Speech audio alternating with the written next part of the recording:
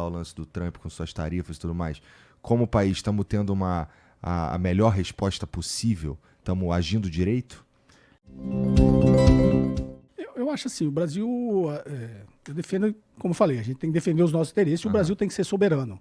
Então ele não poderia se comportar de outra forma que senão bater na mesa, né? Você não pode, o cara bateu na mesa e abaixar a cabeça. Eu acho que o Brasil tá se comportando adequadamente até agora. Só colaborando aqui com o que o Ricardo falou, a gente está passando por um momento bastante interessante, um momento de mudança. A gente está presenciando, eu acredito, um momento de mudança. Esse negócio do BRICS, de alguns países está fazendo jogo duplo, como o caso da própria Índia, né, que é muito próximo dos Estados Unidos, e aí não quer desagradar os Estados Unidos, então algumas coisas que o BRICS quer fazer, ele vai contra. O próprio Arábia Saudita, né, não recebeu o convite, mas não falou não. A gente tem que analisar isso. Né? Eles falaram, eles não aceitaram, tá, mas eles não falaram não também. Então qual que é o jogo que os países estão fazendo? Eles estão vendo um momento de mudança, né, nessa geopolítica mundial, e eles também querem ter uma alternativa. Eu não posso ficar 100% aliado também com os Estados Unidos, né? Porque senão você é um Estado vassalo, como vários Estados são vassalos. O que os Estados Unidos fazem, eles baixam a cabeça. Então, a Arábia Saudita é extremamente aliada aos Estados Unidos. A Arábia Saudita que propiciou, inclusive, a hegemonia do dólar, quando fez o acordo do petrodólar, lá em 1973. Nessa influência americana que sempre teve no resto do mundo, desde o pós-guerra, né? Eles assassinaram um rei na Arábia Saudita para que o sistema político lá fosse favorável. Acho que o Nixon mandou até um secretário do Tesouro, até um professor que eu acompanho, chama Michael Hudson, ele estava até nessa comitiva, ele foi com Bill Mullen, uma coisa assim, foi lá com o Kissinger, e eles fizeram esse acordo do petrodólar, justamente falando, eu compro todo o seu petróleo, você aceita o meu dólar, mas você compra a dívida americana também, para se proteger, para proteger as suas reservas. Foi isso que propiciou, não coincidência, a primeira viagem internacional do Donald Trump foi para a Arábia Saudita, já pensando na renovação desse acordo do petrodólar para tentar defender a hegemonia do dólar americano. Né? Então, o fato da Arábia Saudita ter sido convidada pelo BRICS, não ter aceito, mas também não ter falado não, é porque o mundo está passando por um momento em que você sabe que você tem uma alternativa. Entendi. O BRICS, na verdade, é uma alternativa para os outros países. Uma alternativa para quê? Para confrontar e não ser vassalo dos Estados Unidos. O que eu enxergo assim nesses movimentos, não sei se o Ricardo concorda, é exatamente isso. Os países estão ali, o próprio Brasil faz esse papel, tá? Eu tenho minhas críticas ao Brasil, que o fato do Brasil, a Índia e a África do Sul ter ido na reunião do G7 foi uma forma também de querer ficar com um pé em cada canoa, porque eles não tinham nada, eles não fazem parte do G7, que eles foram fazer lá, né? Mas era também uma forma de ficar jogando os dois lados. Mas os países que estão jogando os dois lados estão jogando estrategicamente porque está surgindo aqui uma alternativa que consiga enfrentar os Estados Unidos. E você imagina você como cliente. Se você depende só de uma empresa, você não tem poder de barganha nenhum. Se aparece uma outra empresa que pode te atender, você começa a poder jogar com essas duas empresas. Né? Ó, faz o menor preço que o cara ali vai...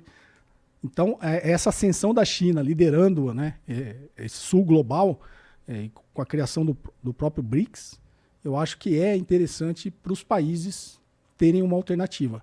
E o que os Estados Unidos faz, na verdade, joga contra ele, né?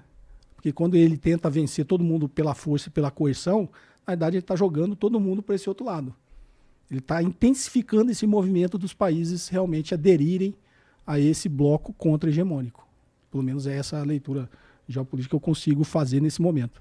Não, eu concordo. A Arábia Saudita, por exemplo, ela está negociando petróleo com a China em yuan, nem é mais em dólar, por exemplo, né?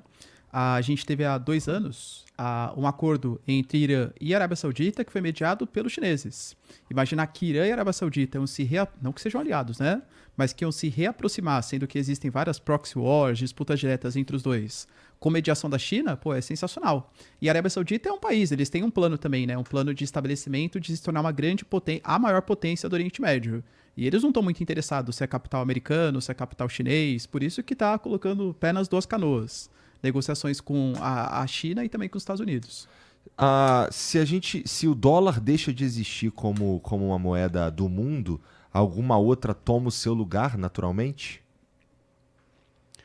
Eu assim, na minha leitura, eu não vejo esse momento acontecendo, pelo menos da forma que está configurada. Não é uma necessidade. E eu acho que os países não vão aceitar isso. os países, se fosse líder de um país, não aceitaria, né? Tanto que a China começou a diversificar suas reservas internacionais, né?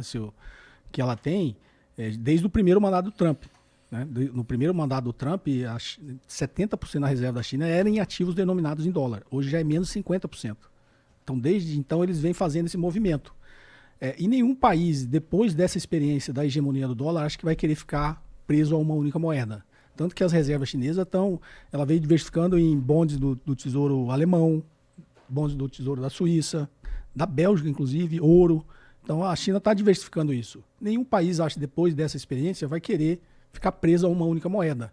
Então, num mundo multipolar, eu acho que as reservas que os países vão fazer vai ser em ativos de vários países, que, obviamente, na escala de risco, eles considerem que tem um risco menor. Tem a liquidez, tem uma série de coisas que tem que existir. Né? Então, não vejo como estratégia assim, seria vencedora uma estratégia. Surgiu uma nova moeda hegemônica e todo mundo aderia a essa moeda pela própria experiência que o mundo teve com o dólar americano. Entendi. Eu pensei que se o dólar deixasse de ser, uma outra necessariamente precisaria surgir, mas aparentemente não. Então. Não, porque nessa configuração econômica que está tendo nas transações internacionais, se realmente acontecer essa da cesta de moedas do BRICS, com um índice, em que os países consigam utilizar isso de forma eficaz, não tem por que existir uma moeda hegemônica. Acho que os países, se a gente for ver, o ouro, inclusive, está na sua máxima histórica, né? Também por conta desse momento de crise, sim. Porque os países estão tentando diversificar, talvez o dólar não seja uma moeda mais tão confiável como foi no passado. Também por conta, né, dessa dívida dos Estados Unidos. E talvez, eu também, né, não sou especialista no tema, mas quando a gente vê tantas tecnologias de trocas financeiras, talvez sistema blockchain, por exemplo, não descentralizado completamente, mas talvez algum sistema que seja conseguir controlar entre os países, novas tecnologias sejam mais lógicas até do que utilizar uma moeda comum internacional como foi o dólar durante tantas décadas. Eu estava pensando no Bitcoin mesmo, se o Bitcoin poderia assumir um papel como esse. É que talvez, minha opinião, acho que entre nações não, porque é muito descentralizado, né? Se você deixa uma moeda em que o Estado não consegue ter interferência, na minha concepção faz mal para o próprio Estado. Então, talvez algumas moedas mais centralizadas, o sistema de transação com novas tecnologias, mas não exatamente o Bitcoin. Entendi. Porque tem países que tem, acho que El Salvador que adotou o Bitcoin. Mas é o Bukele também, né? Todo mundo que defende o Bitcoin cita esse exemplo, né? Primeiro, o país perde a soberania monetária, né?